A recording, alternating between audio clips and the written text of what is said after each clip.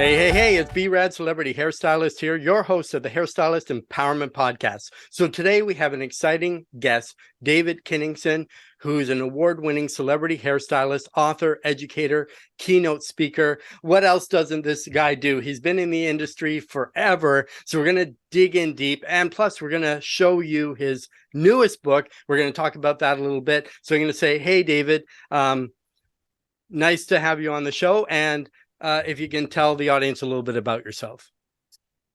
Well, Brad, that's a really nice introduction. Good morning. It's nice to be here with you.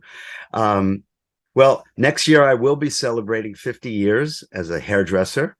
My background has always been in the salon as a departmentalized salon hair cutter. And I've always spent time in the photo studio, whether working for the international magazines like Vogue, Bazaar, Marie Claire, Allure, Elle, or being the creative director of my own photo shoots, my own collections, and even those for others. And probably the thing I'm most proud of is being an independent educator.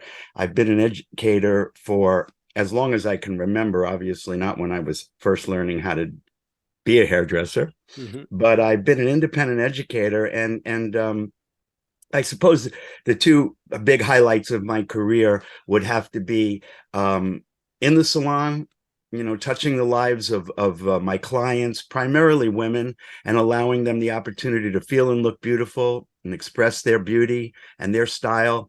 And I'm working with hairdressers in developing their ability to overcome challenges and fears, particularly associated with haircutting.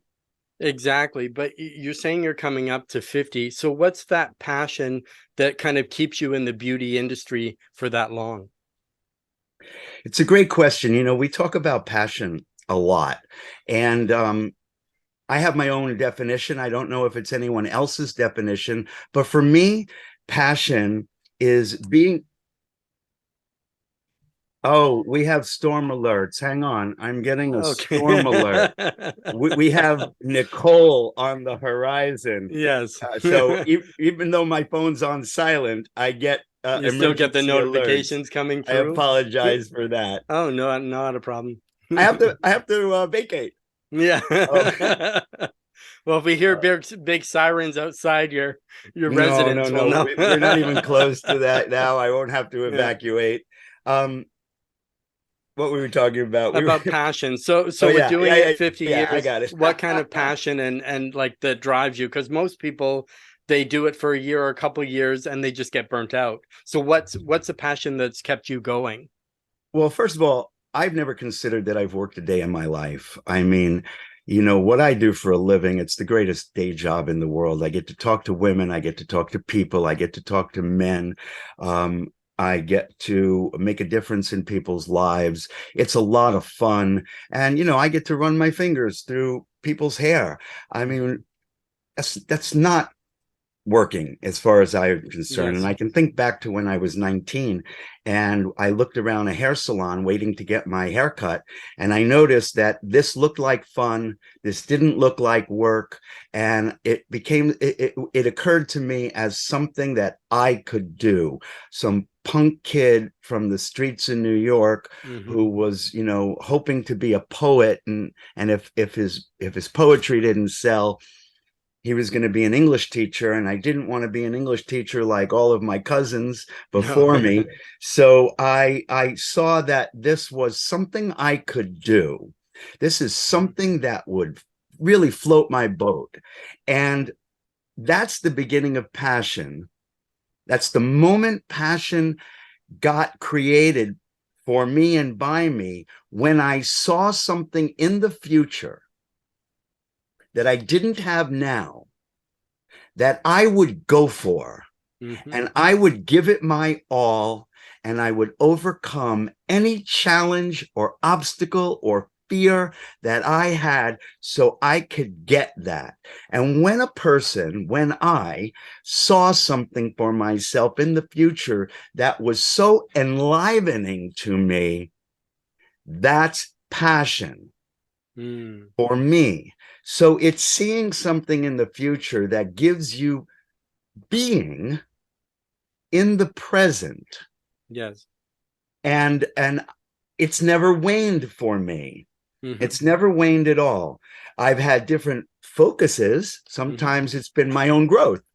Yes. And learning how to cut hair and developing myself. Sometimes it's been sharing with others. Sometimes it's been being in the studio.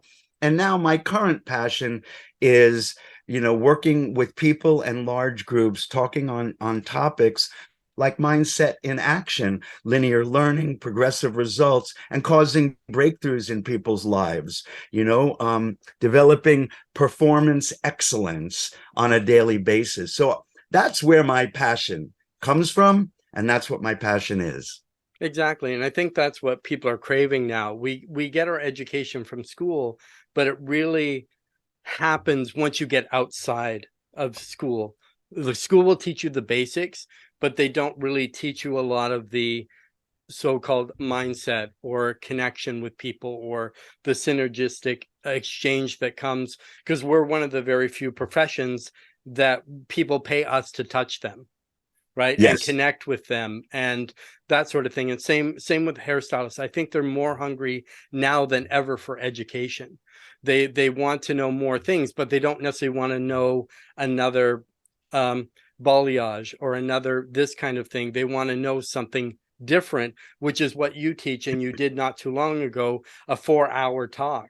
So obviously, if people would be staying there for 4 hours, there's something that they're absorbing like a sponge from you with your wealth of information. I've been doing hair over 30 years. So when I trained with the world champion under the Sassoon system. And he said it takes 3 to 5 years even to start to get good. Because a lot of the kids out of school, they think I know everything once they leave. I'm the superstar at school. So as soon as I walk into a salon, I'm going to demand, thousands of dollars because I'm so wonderful. But real life hits and it's not, it's not like that. And as I say, you have days that are great and you have days that are not so great. But something you had mentioned, you're kind of looking towards the future and not say working back. You see a vision in the future, but you're also in the present moment of so you're also in the moment with each client, each experience, thing like that. But there's also some other stuff too with the other side, and we're going to talk to this. So one chapter of your book, The Power of Asking What, that kind of jumped out was fear, which is chapter 8. And I think it's like a big thing for people. Like, when you're behind the chair. So you as a hair cutter behind the chair, did you ever feel fear ever? Oh, absolutely. I continue to feel fear. Fear is a visceral response to an outside stimulus, whether real or imagined.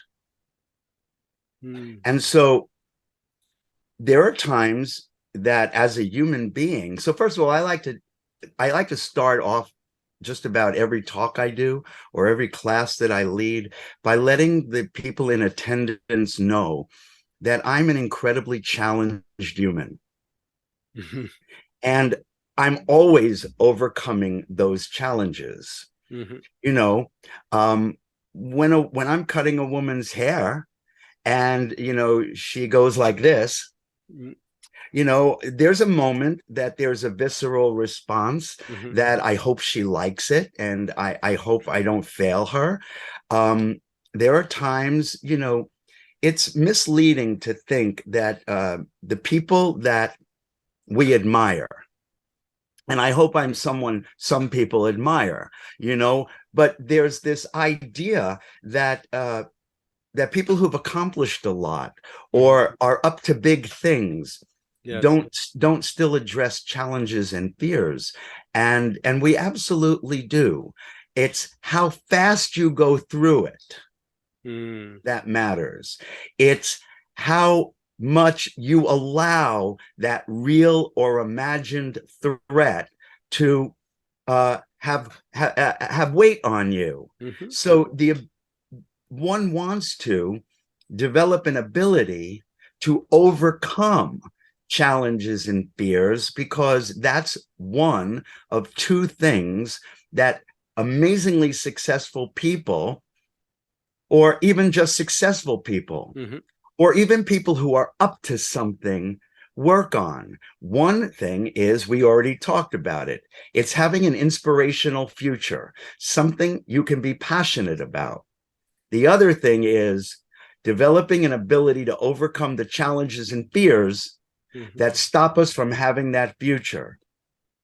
So when the sweat starts pouring down your back, when you're cutting hair, and you're concerned that maybe this haircut's not coming out right. I almost always go through that when I'm cutting hair. I'll finish one side and it looks really beautiful. And as I'm getting to the, I don't really like the way it looks. Oh my God, is this gonna, you start talking to yourself. You have some inner dialogue. And you have body sensations. The trick is to get through it quickly and get back into your zone of excellence. Yes.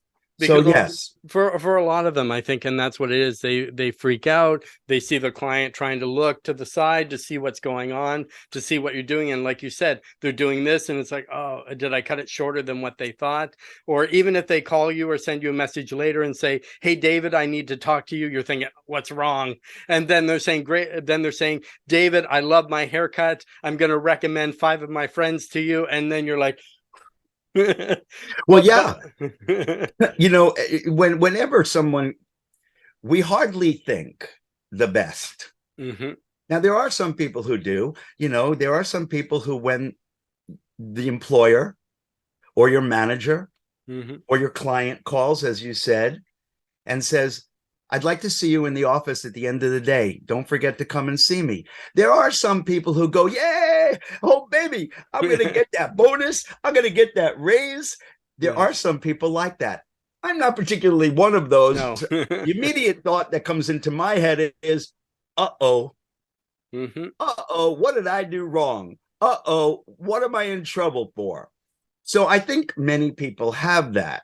And again, it's our ability to not entertain that internal dialogue, that internal conversation any more than you need to. And the things that we're touching on, I call doing the work. Doing the work of doing the work, you know? And so that's what I've always been about. But you've talked about my second book and fear jumping out at you. That's a big portion of what I focus on, whether I'm teaching a class on cutting or just speaking to professionals in another field entirely, like social workers or lawyers or foster and adoptive parents, because it's prevalent in all of us. Yeah, and I think it's something that's innate. It's something as we grow up, you know what I mean? You're outside, you play, you throw a ball, it hits a window, or you knock a vase over, and then your parents are, and they call you in your full name. When they call you in your full name, you know something's up. So I think we kind of carry that into adulthood, because for some of us, we always feel we're in trouble always with somebody, even though we may have done nothing. But, you know, you're like, somebody's going to say something, somebody's going to do something. If they call me, it has to be bad, because nobody wants to call me with good news. But we'll show your book here. Make sure we don't get the glare on it. The glare. the glare on it. So it's the power of asking what. So you probably get this question a lot. So people say, then why didn't you use the word why instead of the word what? So instead of the power of asking why what made you choose the power of asking what? Well, you know, concurrent with my haircutting career, I've had a background for over 45 years in what I call transformational studies, what most people would probably refer to as personal growth or personal development. And my background has been really quite broad, everything from autodidactic to academic learning, leading programs for other corporations that had nothing to do with hair, but had to do with transforming the lives of others. And in that world, a why question is really looked down upon. Why you did something is almost like, pick a reason. Any reason will do, because you were born onto. Why do you feel that way? Why are you about that? And I know that it's a trending notion, Mhm. brought on by an advertising executive who found a really good catchphrase, I think. But as I often say, you might start with why, but you'll always follow up with what. Mm. You know, you might know why you're doing it. What your why is what people like to say. But the next question is, what are you going to do? What are your goals? What are your challenges? What actions will you take? So during lockdown, I really looked into my life and looked at the things that I've overcome and the challenges and what it took for me to do that. And I wrote a book on the power of asking what, because I think what questions have a certain amount of power in them. You Mhm. know, what is your passion? I don't really care why you're passionate. I care what you're passionate about, Yes. and who you're being is also a great question, although I didn't address that in my book very That much. might be your next one coming out. Maybe, The power of maybe, asking. you know, Yes. and uh, I find that asking why is a young question. Mhm. Children ask it. Why is the sky blue? Why Yes. is it that way? And it's often self-referential. Mhm. It's futile, Yes. and it leads to reasons, explanations, conclusions, Mhm. and other aspects that I find to not be as a powerful inquiry. It's a great entry level, Mhm. but I don't necessarily think it's the most powerful line of inquiry one could have. And so the power of asking what is about overcoming your challenges and fears, a conversation for mindset in action. Mm. Yeah, because it has a more definite where the word why, a lot of people don't know why we do the stuff we do. That's a whole, thing that you can jump into, but I think it really clearly defines. But I found with reading The Power of What, that I found it was a great mental journey for me. So as I read the Wow. words, my mind was so active, darn you. Because I like books, I like music, I like things that do that to me, that's going to make me think, that's going to trigger maybe some memories or bring something to the surface I need to deal with, or it's like woo. And the way it's written, the chapters are very easy. It's not like a long, so you get the point made, you go through. But if people kind of really apply what you've written, I think you can definitely see a transformation happening. Because I know even for me, just from the start of reading it and then going through and then the next one to the next one, it's like, woo. Okay, I'm going into, I won't say therapy, but I'm going into but it really, like you said, being isolated, you kind of really go through your life and you start thinking about things. You think about your what. You think about things more definitively. You think about, you know, who are the people in my life? What am I doing? What makes me the way I am? What position am I in life? What are there's so many what, and it just opens up a whole new world rather than why, because you get, I'm real. I'm sorry. Please finish your oh, thought. go ahead, So because you get so many different answers asking what than you do asking why. obviously I agree. I'm thrilled that you say that. What you just described is in large measure what I call doing the work. It's bringing awareness to thoughtless ways of being, Hmm. habitual patterns, habitual actions, self-imposed limitations, Mm-hmm. and counter-intentional behavior. Yes. These are neuroeducationally inspired learning principles, Mm. excuse me, Mm-hmm. that brings awareness to what we take for granted, what we often say, well, this is just the way I am, Mm-hmm.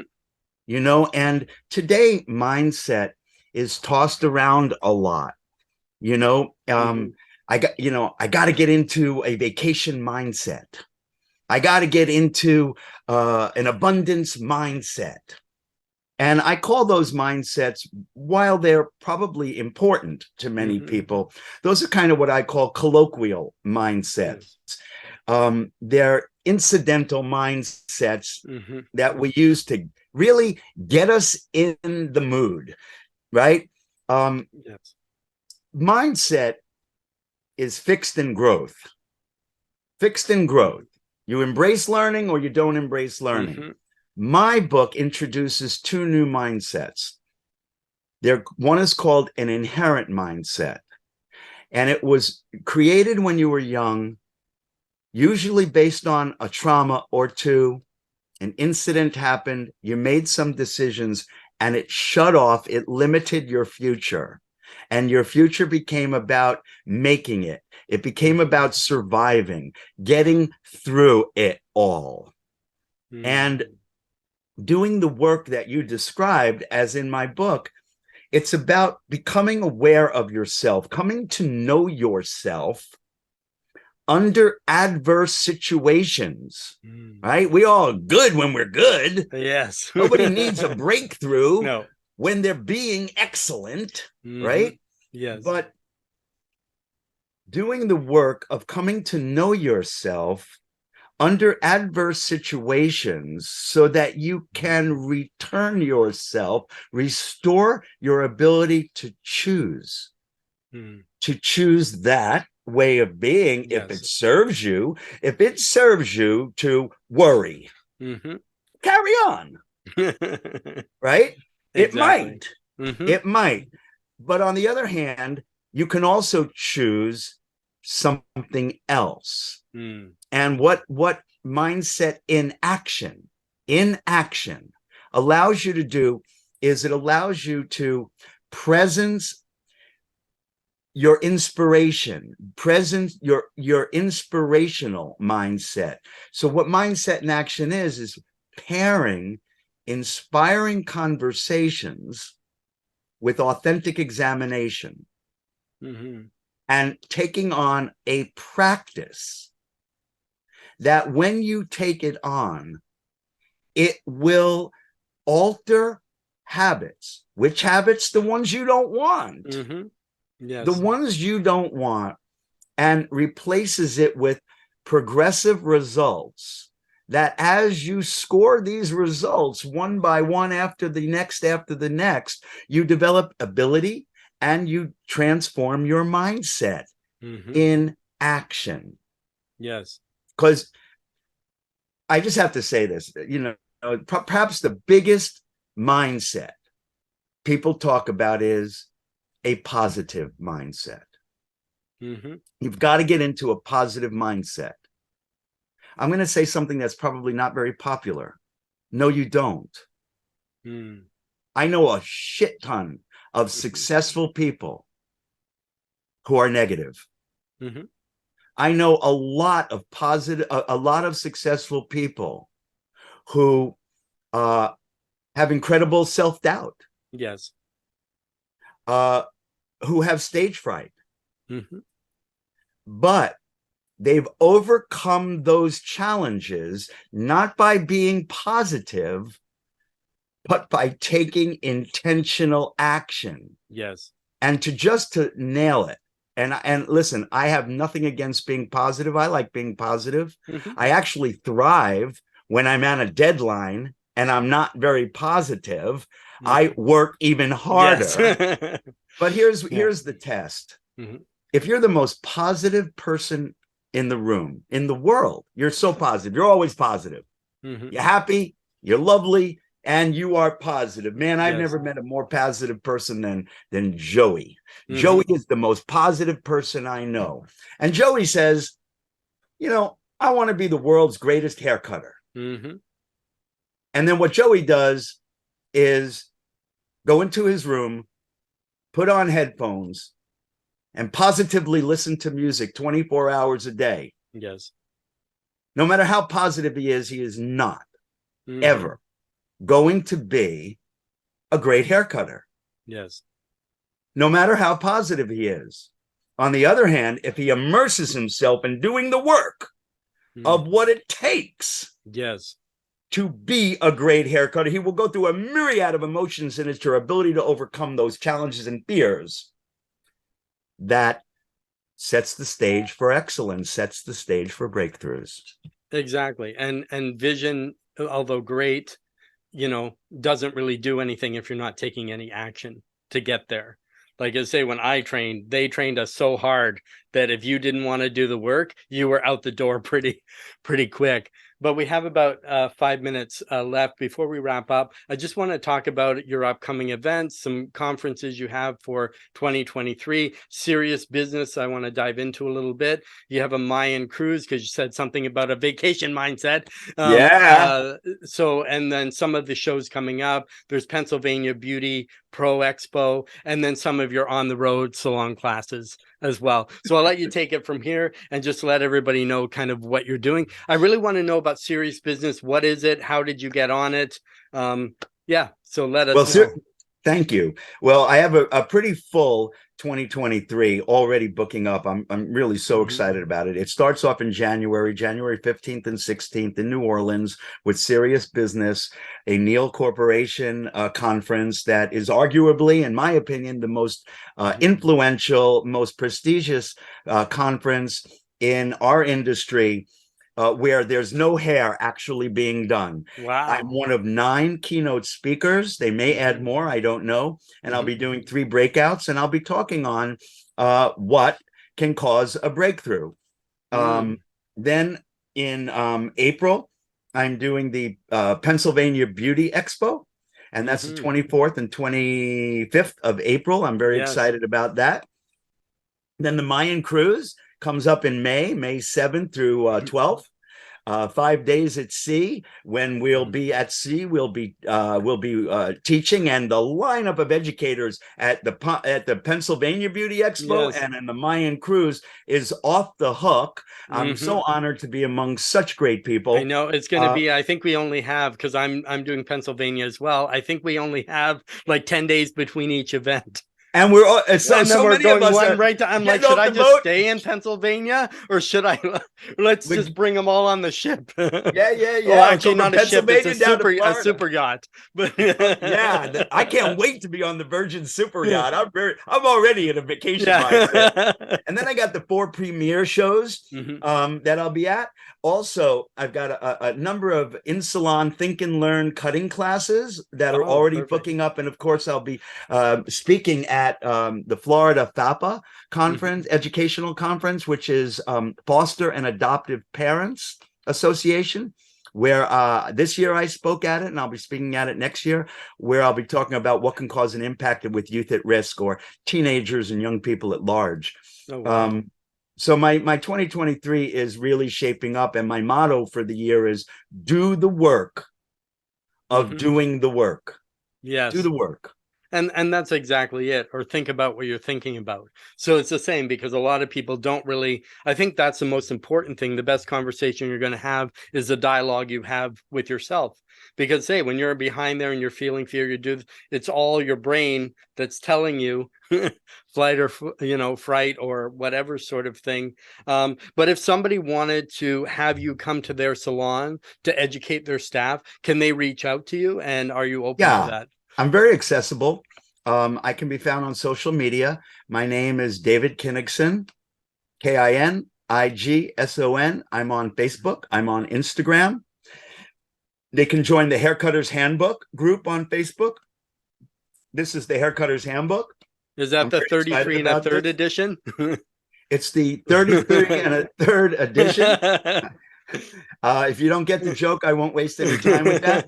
The Power of Asking What is also available on Amazon, or people can contact me, DM me, and they can get a signed copy from me if they like. I know a lot of people appreciate that. Or I offer them at any of the conferences that I'm at. So I invite people to please stay in touch when they're embarking on their journey, when they're a seasoned professional, or especially when there's nothing pleases me more than when I get a text, a DM or a text from somebody that says how much they're getting out of the book, and I'm halfway through it and I'm starting to see things about my life. So I'm very accessible, and I love to be in contact with people. When I put up posts, if you make a comment, you'll always get a like or a heart emoji, and most times I'll respond with something personal. Exactly. The thing I love about this, I love that it's so well written. I love intellectual. I don't, because I'm like, I hope this isn't a fluff book. No. But it's far from fluff. If you want to really go on a mental, emotional journey, this is and transformation and do the work, this is probably the book. The Power of Asking What is what you need right now. I'm sure to bring my copy to the Pennsylvania show and on the cruise, get you to sign it, and we'll go from there. So if you're going to go on the cruise, you can go to www.beautyindustrycruises.com. So as we wrap up, David, in the last 2 minutes, what's a nugget of gold that you would leave for our audience? Well, then I probably should have said, do the work of doing the work. I should have saved that. You know, the nugget of gold is the people that, if you aspire to something, develop your ability to overcome the obstacles, the barriers, the self-imposed limitations, and tap into the work that it takes to develop the excellence and cause the breakthroughs that I know you're able to accomplish. Because if this punk kid from the streets of New York could accomplish what I've accomplished in my career, so can you. And that's what I would leave people with. That's so amazing. It's so amazing, David. If you want to hear more, and David and I, we actually did another podcast that's 90 minutes. My So, gosh. so 3 times longer than this one, but it's so packed with so much brilliance and information. You even get to hear David sing. If you didn't know, he is also a musician. He's also, his list is so long. We probably need a couple episodes, but I'm gonna say, I'll see everybody next time, and we'll catch you on the flip side. See you, everybody. Thank you, Brad.